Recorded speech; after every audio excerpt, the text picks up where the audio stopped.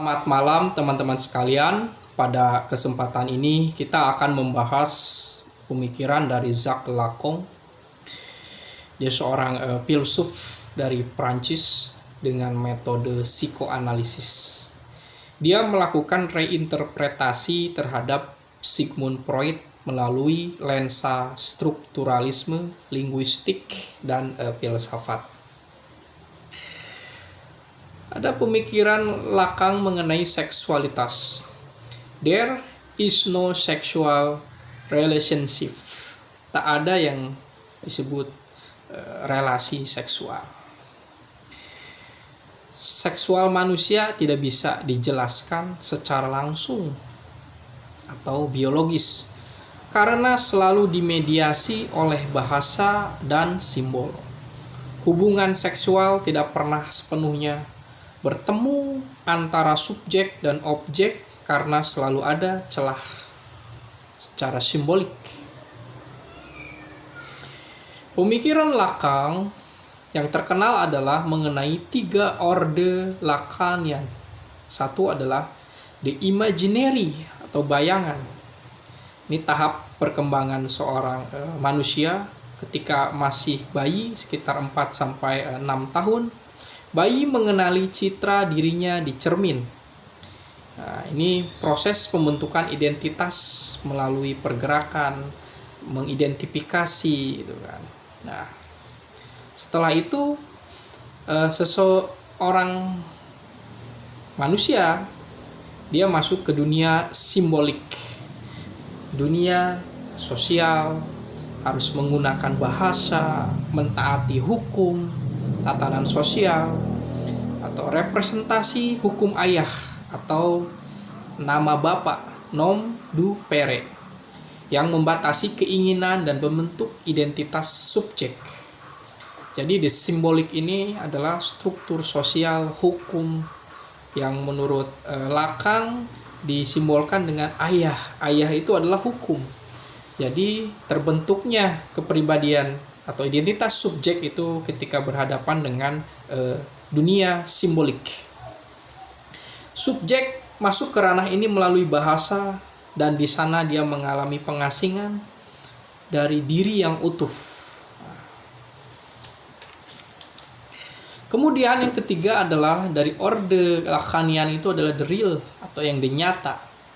Sesuatu yang tidak bisa dibayangkan, tidak bisa dijelaskan dengan bahasa imaji. Representasi dari trauma dan kekosongan. Ketika memasuki yang real, karena dia tidak bisa mendapatkan keinginannya, tidak bisa mendapatkan kepenuhan terhadap segala keinginannya, dia mengalami trauma atau kekosongan. Kemudian ada ide tentang mirror stage, the state du mirror. Proses awal anak mengenali bayangan dirinya di cermin sebagai diri. Nah, ini sudah dijelaskan di tahap imaginary. Ego sebagai identitas imajiner dan alternatif. Ego adalah hasil dari kesalahan persepsi. Kemudian ada 4, yaitu ide tentang desire is the desire of the other. Keinginan adalah keinginan yang lain. Menurut Lacan, keinginan manusia tidak murni berasal dari dalam dirinya, melainkan selalu dimediasi oleh keinginan orang lain atau the other. Subjek menginginkan apa yang diinginkan oleh orang lain karena keinginannya terbentuk dalam struktur simbolik, masyarakat, hukum, budaya. Nah, bahasa dan ketidaksadaran. Lacan terkenal dengan penjelasan unconsciousness is the structure like a language. Ketidaksadaran terstruktur seperti bahasa. Ketidaksadaran bukan sekedar gudang impuls seksual, melainkan sistem simbolik. Kemudian ada yang keenam adalah mengenai objek kecil. Jadi keinginan terhadap keinginan orang lain, selalu merasakan kekosongan terhadap keinginannya, pencapaiannya. Kemudian objek yang selalu hilang, yang diinginkannya hilang. Kemudian the other, bukan sekedar orang lain, yaitu masyarakat, bahasa, hukum. Dan the big other adalah otoritas yang mengatur tatanan simbolik, ketuhanan, negara, hukum. Nah, subjek bagi Lacan bukanlah entitas yang utuh atau sadar atas dirinya, melainkan sesuatu yang terbelah, terbentuk oleh bahasa dan posisinya lack atau kekurangan. Menurut Lacan, subjek terbelah, subjek terpecah antara yang sadar dan tak sadar. Subjek selalu kehilangan sesuatu atau lack menqua. Unconsciousness structure like a language, ketidaksadaran tersusun seperti bahasa. Subjek muncul karena ia masuk ke dalam bahasa, tapi kehilangan diri alaminya karena itu. Subjek masuk ke tatanan simbolik, ia terasing dari dirinya sendiri. Orde Lacanian, imaginary atau subjek mengidentifikasi diri dengan citra, muncullah ego. Kemudian tahapan simbolik, subjek masuk ke bahasa, tatanan sosial, tatanan hukum.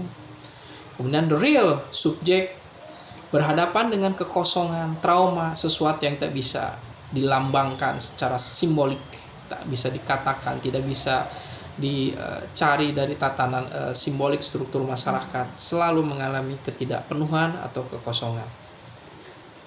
Desire is the desire of the other. Psikoanalisis sebagai ilmu tentang subjek yang terbelah. Keinginan seorang individu atau subjek selalu dikaitkan dengan keinginan orang lain. Bahkan diri sendiri tidak tahu apa yang dilakukannya, apa yang diinginkannya gitu kan. Jadi mengikuti struktur yang sudah ada, keinginan itu adalah berasal dari bukan dirinya. Kemudian peran bahasa dalam psikoanalisis. Lacan menerapkan teori linguistik Ferdinand de Saussure dan Roman Jakobson. Subjek dibentuk oleh penanda atau signifier, bukan oleh makna tetap. Ketidaksadaran bekerja lewat metafora, pengulangan kata, kesalahan bicara sebagai jalan masuk untuk memahami ketidaksadaran.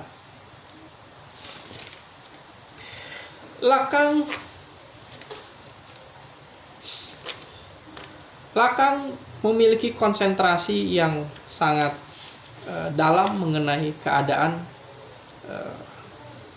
subjek yang terbelah dengan pendekatan bahasa, struktur bahasa, dan juga dikaitkan dengan realitas sosial. Terima kasih.